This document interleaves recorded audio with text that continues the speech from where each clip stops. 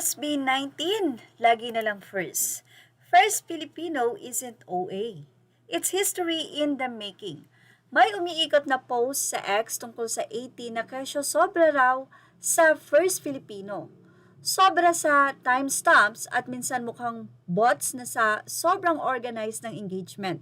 Madaling sabihin na OA, lalo na kung nakikita mo lang ay surface level na ingay. Pero kapag inunawa mo kung saan nanggagaling ang fandom, hopefully, you will understand from our point of view. Kung matagal ka nang sumusubaybay, lalo na noong 2018, 2019 era, alam mong hindi biro ang pinagdaanan ng SB19. Walang instant virality na suportado ng malalaking kumpanya. Walang automatic recognition. Kailangan nilang ipaglaban ang bawat stage, bawat stream, bawat boto, at higit sa lahat, ang fandom mismo ang naglatag ng pundasyon. Manual ang pag-promote, grassroots ang galaw, at halos survival mode ang peg. Bilang isang lumang tao na sumusubaybay sa SB19 mula pa noong 2019, masasabi kong walang kahit anong achievement nila ang basta lang dumating.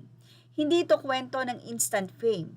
Kwento ito ng dahan-dahang pag-akyat na bawat hakbang may laban. At ang fandom mismo ang kasama sa laban na yun. Kaya kapag may First Filipino, hindi iyon simpleng label. Marker yon. Patunay yon na may naabot na hindi basta maitatanggi o mabubura. Para sa atin or para sa 18, hindi siya pagyayabang kundi pagdodokumento ng kasaysayan. Dahil kung hindi mo mamarkahan, sino ang gagawa para sa kanila? At higit pa doon, ang mga first na ito ay hindi lang para sa SB19. Nagsisilbi rin silang inspirasyon, hindi lang sa 18 kundi sa ibang artists at groups. Parang sinasabi nito kaya pala, posible pala, at malay mo balang araw ibang pangalan naman ang may first nila. At ipagdiriwang din yon. Hindi ito pag-angkin ng spotlight, ito ay pagbubukas ng daan, paving the way as they say it. Pero gets ko rin kung bakit overwhelming siya para sa iba. Kasi ako mismo, ganun din noong una. First time kong maging achieved fan ng isang artist o pop group. Galing ako sa football fandom. Sumusuporta sa Philippine National Football Team at sa local clubs. Doon, intense din. May pride, may laban, minsan may pisikalan pa dahil sa hooligan mindset ng ilan. Sanay ako sa ganong klase ng passion. We brand ourselves as the 12th man on the field kasi kami yung nag-cheer for the team. Ang laban nila ay laban din namin. Pero ibang level pala ang 18. Naloloka ang tita mo, organize, relentless, effort kung effort, streaming, voting, promotions, lahat ginagawa para sa boys. At habang tumatagal, naiintindihan ko kung bakit. Underdog kasi ang boys noon. Minamaliit, inaapi, inaalipusta.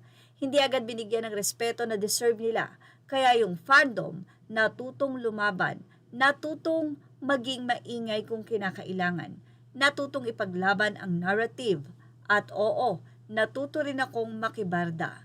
Iniwan ko na ang away sa politics, pero pagdating sa boys, doon ako natitrigger. Kasi alam ko kung gaano kahirap ang dinaanan nila at ng fandom. Gumagapang kami sa lusak para sa mga simpleng achievements ng boys. Hindi yan exaggeration. Realidad yan. Kaya kapag may naabot sila, kahit maliit pa sa paningin ng iba, para sa amin malaki yun. Pinaghirapan yon, pinaglaban yon, kaya oo, ipinagdiriwang. Minsan iniiyakan pa. Bilang dating supporter ng national team, pareho ang pakiramdam para sa SB19 as our national treasure. Yung laban ng boys ay laban namin. Yung tagumpay nila, parang tagumpay namin. Kaya kung hindi mo pa nararanasan yung ganong klaseng suporta, yung nagre-represent ng bansa, baka mahirap talagang maintindihan kung bakit mahalaga ang First Filipino. At kung tutuusin, napaka-humble ng SB19. Hindi sila yung tipong magyayabang sa sarili nilang milestone. Kaya ang fandom ang gumagawa noon para sa kanila. Hindi para maglamang, kundi para siguraduhin na nakikita at naaalala ang lahat ng pinaghihirapan nila. Sa dulo, oo, baka overwhelming siya para sa iba.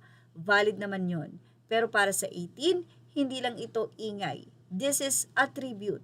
This is a step forward, not just for SB 19, but for everyone who will come after. At kung may first Filipino man, hayaan nyo kaming mag-celebrate. Kasi alam namin kung gaano kahirap makarating doon. If hindi mo gets, okay lang yan. If di ka makarelate, okay lang yan. Pero if wala namang natatapakan ang 18 sa first Filipino na yan, just let us be.